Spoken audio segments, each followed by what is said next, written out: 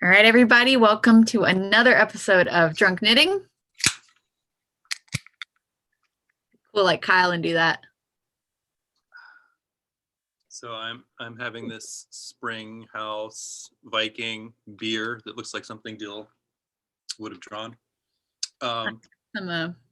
Joan and I are doing a knitting book about knitting in Iceland, and COVID locked us down. So in the 6 months before we go to Iceland, she is teaching me how to knit. So I'm going to knit an Icelandic sweater while we're in Iceland, and I'm starting from zero. Yes. And one of the things that you need to know how to make to do a sweater is an increase. Now, if you've been following along with the past couple episodes, Kyle is making some fingerless cabled gloves. And while we don't need to cable for our Iceland book, it's still a good skill to have. So, good job. Thank you. Now we are working on our thumb gusset. I've got my gloves here ready for the thumb gusset, but I also have some chunky yarn and chunky needles just to make this a little bit easier to show Kyle. And I'm going to be showing a couple different increases, not just the M1 that we're using for the thumb gusset in the pattern. All right. So just to showcase a couple different kinds. The most basic increase that Kyle has accidentally done many, many times is called a yarn over. A yarn over is where you literally just wrap the yarn around and knit the next stitch. And when you see it, it's right there. It's not a knit stitch. It's just yarn wrapped over. The thing with the yarn over is it makes a hole. Looks great when you intend for it to happen. Maybe not so much in like the sleeves of an Icelandic sweater. No. So another increase that's really popular, really useful for sweaters and gloves is called a knit front and back. A knit front and back is literally you knit the stitch, but before you take it off, you go and knit into the back of it as well. And that gives you 2 stitches off of one. And I'm going to show that again. You knit the stitch. Before I take it off the needle, I kind of twist it and I go in the back of the stitch. And knit it again. And knit it again. And that gives you another increase. Now. Okay guys, so while I was editing this video, I realized that maybe I had a couple too many drinks and said some of the wrong things. So we're just going to correct that in post, right? Plus, this way you guys can get a really nice close-up tutorial of how to do an M1. Now for an M1, if you can see, there is a little bar right there in between your stitches. That is what you grab when someone says to do M1 or make one. So you just scoop that little bar up with your right hand needle, left hand, see, I'm doing it again. Left hand needle, you tuck that in there, pick it up, and then you knit in the back of the stitch, and you have just made one increase. Super easy to do. I'm going to show you again.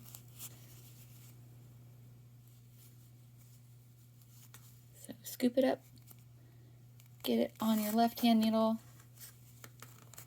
and knit into the back of it. All right, and anytime you do an M1, you do want a stitch in between. You don't want to do 2 M1s in the same bar because it's just going to get really tight and you'll have a big hole. So I need to show you what it looks like if you do that. It's just, yeah, that you don't want that. All right, and that is how you do an M1 increase.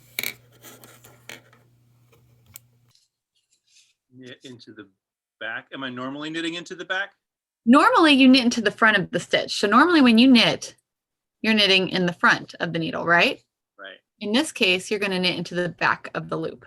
All right, let's see how that goes. I just want to make sure. I'm a little concerned that I did not knit far enough up. Is my glove long enough for the increases to begin? I think it'll be fine. Or did I forget some? Oh my gosh. You did like 5 of them. I only did like 2.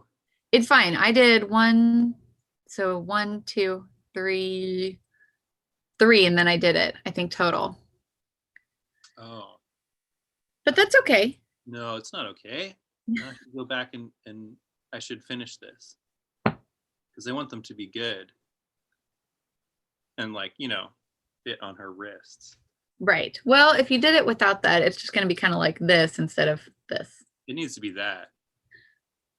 Yeah, I think I need to work on this more. I'm sorry. Okay, so knit up a cable round. We'll just chat while you do that, and then we'll show M1s again. Well, I could just knit some stuff on straight needles. Yeah, practice here. Yeah, why don't I just throw some yarn on some straight needles and you can show me how to do that. Okay. I'm going to go ahead and do a couple knit front and backs in here too, so you can see it.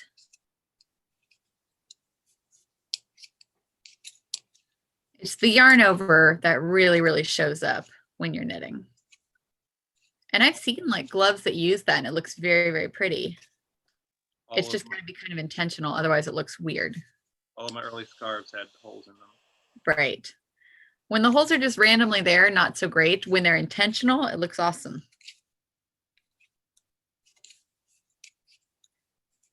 All right, and I will hold this up to show viewers.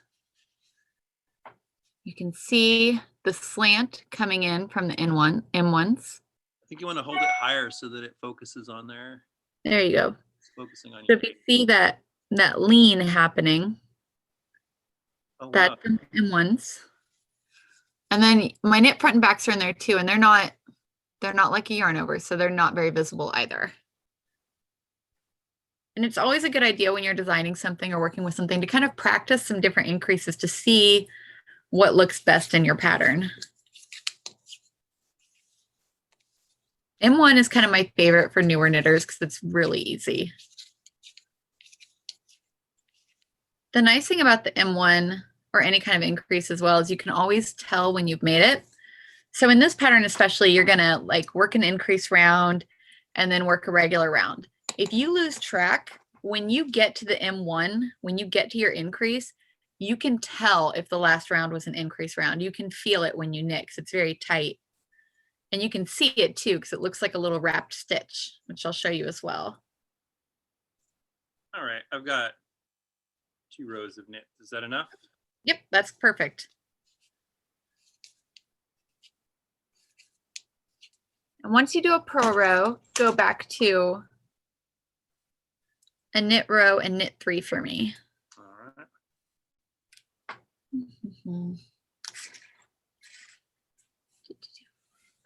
Where are you?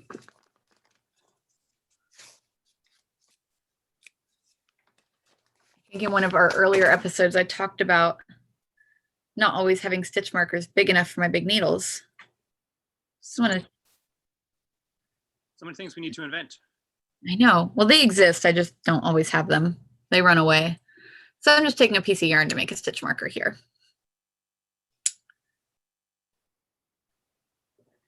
This beer is so good. I found it in the back of the fridge.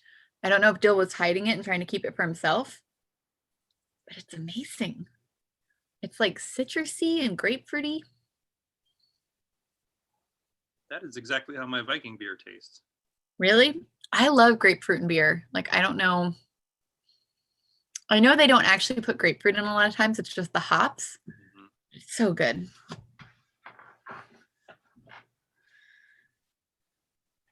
Okay, I have knit 3.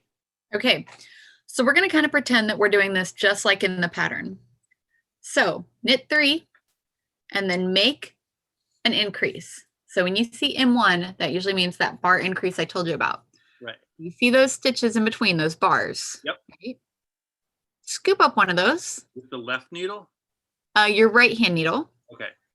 Pick it up with your right hand needle, then slip it to your left hand needle. Okay. Done. And knit into the back of the loop. Okay.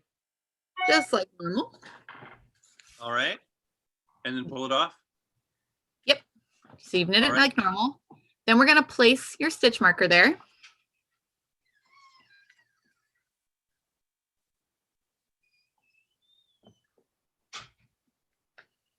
All right. Then knit one stitch, because remember I said you don't want to do two M1s together. Right.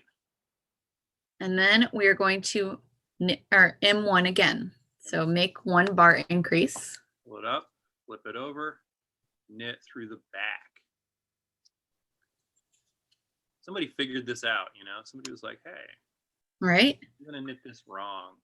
I'm sure it was all Elizabeth Zimmerman. She did everything. All right, and then we're just gonna knit to the end.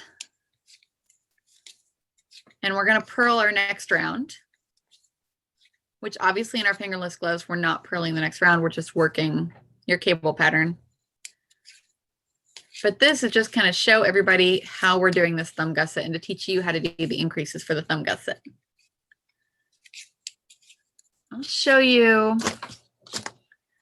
Thumb gussets are really nice. So when I first started doing like little fingerless gloves, I would just kind of make a hole, you know, bind off, cast on, and it just is what it is. It doesn't really shape to your hand.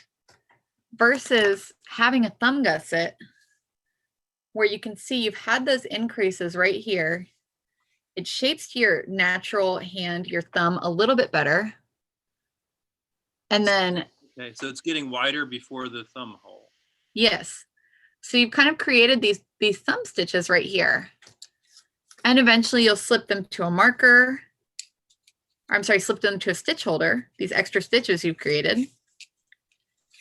And then at the end, you go back, knit them, and pick up some extra stitches for your thumb.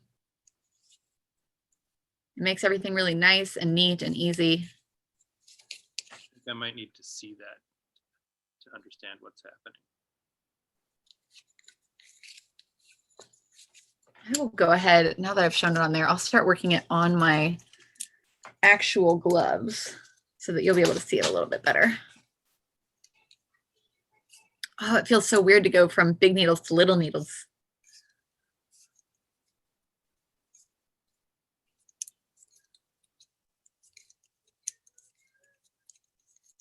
Do you have a favorite size needle?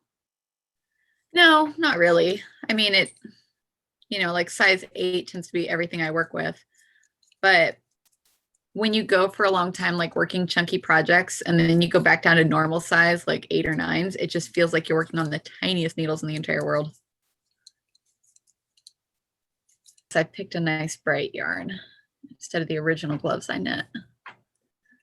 I have the worst habit of knitting everything in like black and navy and dark gray. And you have a cat too. I do, which you know because you photograph my knitting. So much cat hair. Now I'm going to see if I can point this out on here. All right, yes. So if you look very closely, you can see that little wrap right there? Yes. Okay, that's how I know that my last row was an increase row. Okay, because I've got that little wrap right next. Actually, I'm sorry, you can see it. If you look very closely right here, next to the red stitch marker, you can see that little wrap. I wonder if I have it on my red stitches. Let me see. It makes it so much easier to know when you've just done an increase row. Let me create this on here and make life very easy for everybody. It's a nice little trick once you've seen it a few times to know if your last row was your increase row or not.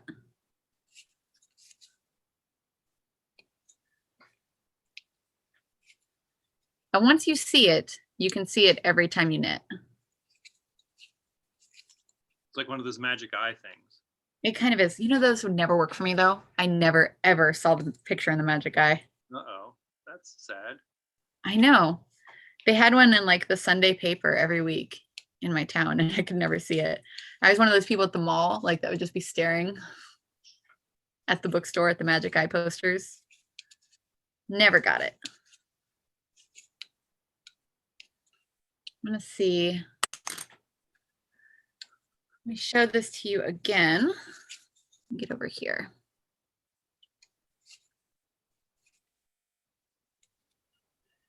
So I'm not knitting it the way that I normally knit it, correct? Correct. Normally you knit to the front of the stitch. This time you're going to knit into the back. Yeah, so keep practicing this increase. All right. And when you're ready on your glove, we are going to make your thumb gusset. And I'm kind of trying to get over there right now so I can show you how it shapes up. I'm making a super pink version of your gloves, pinky marble yarn. It's really fun. Again, trying to knit all my stash up before I have to move into the smaller office because I'm sure I can knit all of this yarn in my room before then. So what are you going to make? What was that? What are you going to make? All the gloves, all the mittens, all the hats, Okay. all the quick projects. All right, number one, make one, slip marker, knit one, make one, and then knit around.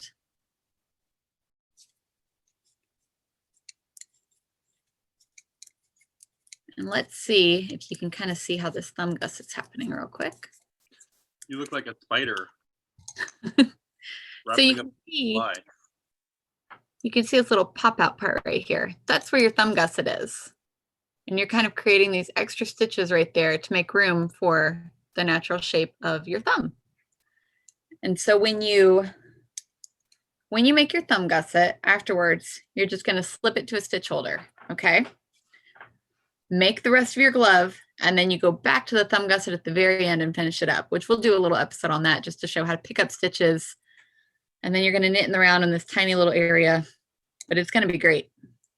All right. And these are going to look super duper cool. Looking good. All right. So thank you, Kyle. You've learned how to increase. We'll do some other increases. You'll make a sweater. It's going to be great. It'll be terrific. All right. See you, everybody. Cheers.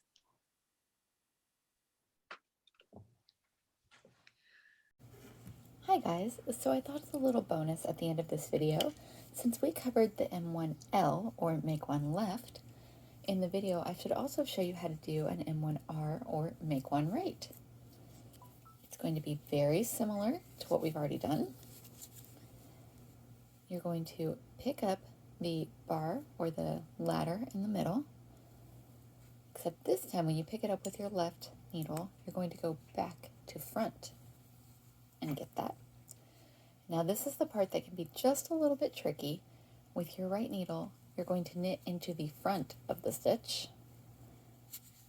So you can see how that feels just a little bit awkward. So I'll show you that one more time. Grab that bar in the middle, go back to front with your left hand needle, and then knit into the front of the stitch with your right hand needle.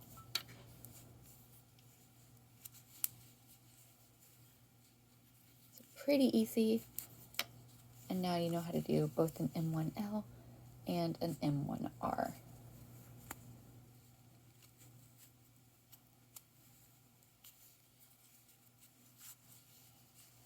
Thank you guys so much for joining us. I hope you found this helpful. Bye.